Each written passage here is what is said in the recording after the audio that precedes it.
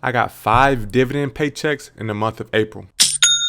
What's up, guys? If you read the title of this video, then you kind of know what this video is about already. But to give you a quick summary, I want to take you through a walkthrough of my WeBull portfolio and start a new challenge of trying to grow this portfolio into $10,000. Now, I plan on doing this challenge with 2 different portfolios. I want to do a similar challenge on Robinhood where I grow a portfolio from $0 to $10,000 using dividend investing. And in this portfolio, I want to grow it from $0 to $10,000 using growth stock investing. So although I want to be doing growth stock investing in the WeBull portfolio that I want to talk about today, I did get paid a few dividends, and I want to walk through exactly what those dividends were and what companies they were from and how you can get started with growth stock investing for yourself. So if you stick around to the end of this video, you will learn exactly what stocks paid me in the month of April and how much my portfolio is either up or down for the month. So let's get started.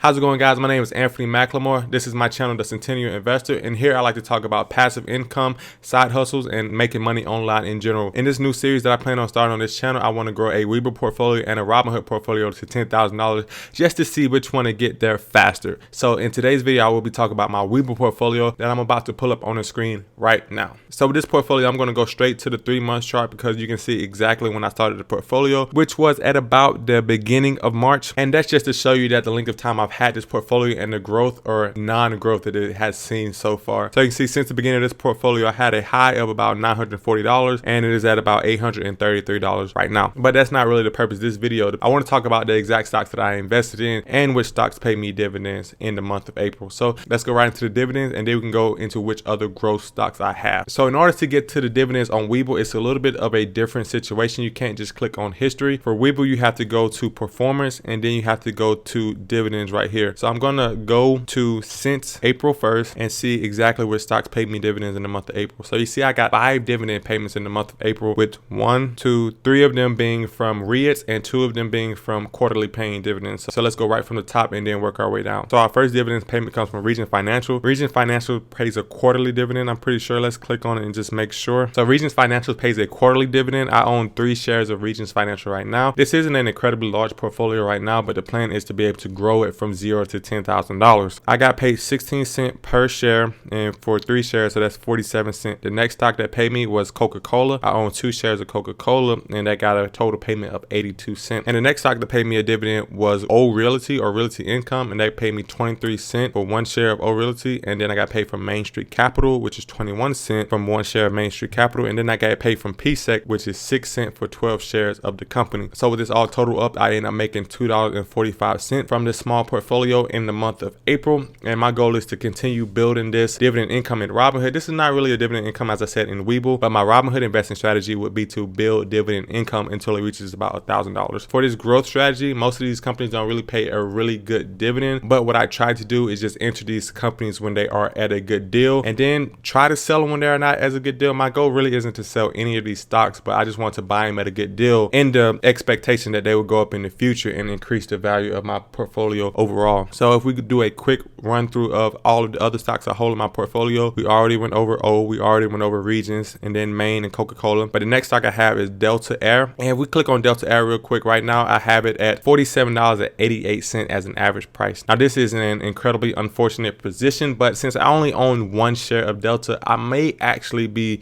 getting a little bit more of Delta in the future. So let's do a quick analysis of Delta just to see where it is at right now. So if we look on the, let's look on the 1-month chart. So if we look on the 1-month chart, we can see that it had a high of about, $32, and now it's trading about $22. So if we look on the 1-year chart, we can see that it is incredibly down. So this doesn't necessarily mean that it is a good deal because it could go bankrupt any one of these days. But you can see that my average cost is $47.88, and it has dropped a lot since then. But since it has been dropped to this point, it looks like it's stable now. It's not really dropping as much anymore. So in the future, I may add a couple of more shares to this portfolio just to diversify into the airline industry and the cruise line industry to try to take advantage of some of these dips. But right now I'm really trying to play it safe, and I want to see an upward direction of Delta before I make any major moves, because the worst thing that I could do right now is load up on Delta and it continues to go down to $10 or $5 per share, and I lose even more money. So the reason why I bought 1 share in the first place was to kind of make sure I keep my eye on it. It's kind of like a watch list. I knew that it was a little bit oversold, but I didn't think it would sell this much. So in future videos, you may see me actually buying more shares of Delta. But going back to the rest of my portfolio, I own another REIT of Apple, APLE, and then I own Pfizer, Nike, Apple, the real Apple, AT&T, Starbucks, and paychecks. So the main growth stocks that I want to talk about in this video is Starbucks, AT&T, and a little bit of Pfizer and Apple. So if we just do a quick analysis of Starbucks, I own one share of Starbucks at an average price of $80.75, with the last price being $75.75. And with that, I'm down about $5 on this position, or 6.19%. So if we look at the quotes on Starbucks, we can see that this stock is showing signs of an upward direction. It's kind of reversing to where it had that big drop earlier in the year, and now it's showing a little bit signs of an uptrend. So I'm not really a technical analysis guy. I wouldn't say that. I do rely a good bit on technical analysis when I'm buying and selling stocks in this portfolio, but I do want to have good fundamental companies when I buy stocks in this portfolio, so I don't ever have to sell them. So with Starbucks, I do feel like I could add 1 or 2 more shares of this stock to my portfolio. The only thing is that my portfolio is already pretty small, and if I add 1 more share, then that would knock Starbucks at above 10%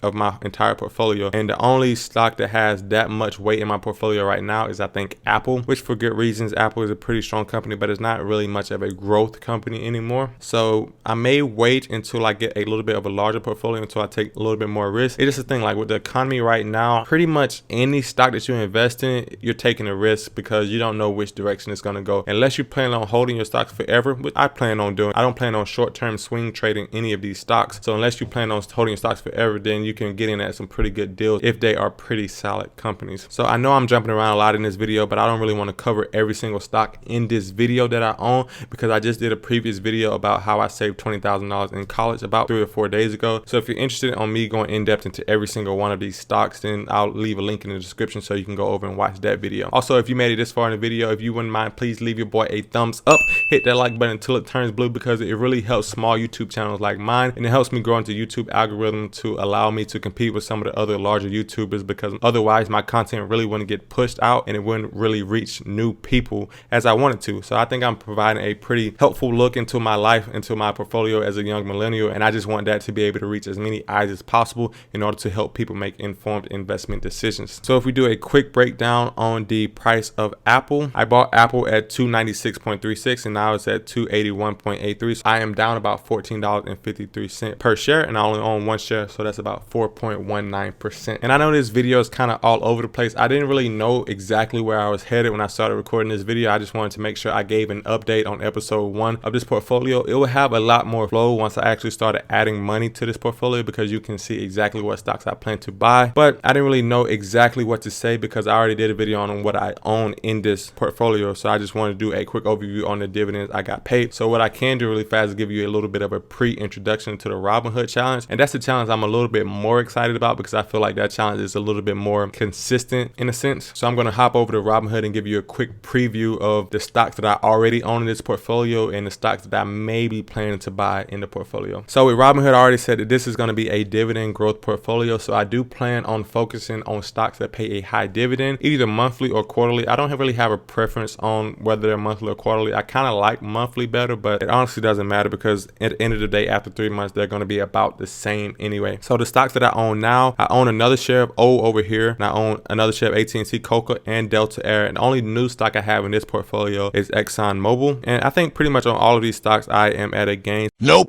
So on ExxonMobil, I'm up 6.67%. On O Realty over here, I'm actually down 2%, but I am up on the day about 1%. On AT&T, I am down 1.37%, but on the day I'm up 0.6%. And on Coca-Cola, I pretty much am down 3.72% and up 43 cents on the day. The only one I am really down on is Delta Air, which I am down about 4%, but that is a lot better than what I am in my other portfolio where I bought in at $48. So you can see with these two portfolios, some of the stocks may overlap each other a little bit, but for my own personal sake, I'm really interested in seeing which strategy is really going to be better. Is it going to be dividend investing, or is it going to be growth investing? So if you think you know which one will reach $10,000 faster, let's leave a comment down below. I plan on putting about $100 per week into each one of these portfolios. I may focus on a Robinhood portfolio in the beginning, simply because right now I don't have all the capital in the world to put $800 into the portfolio, because I'm still trying to, increase emergency savings a little bit with everybody losing their jobs. And I want to make sure I protect myself against a recession.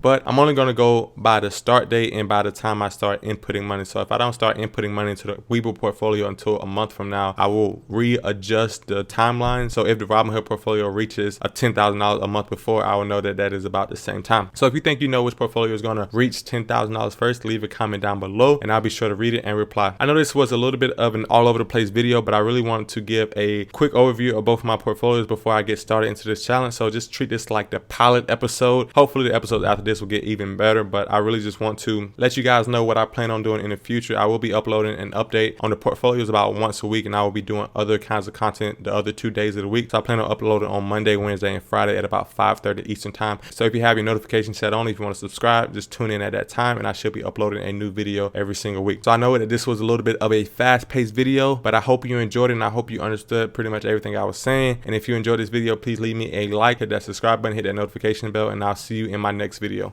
Peace.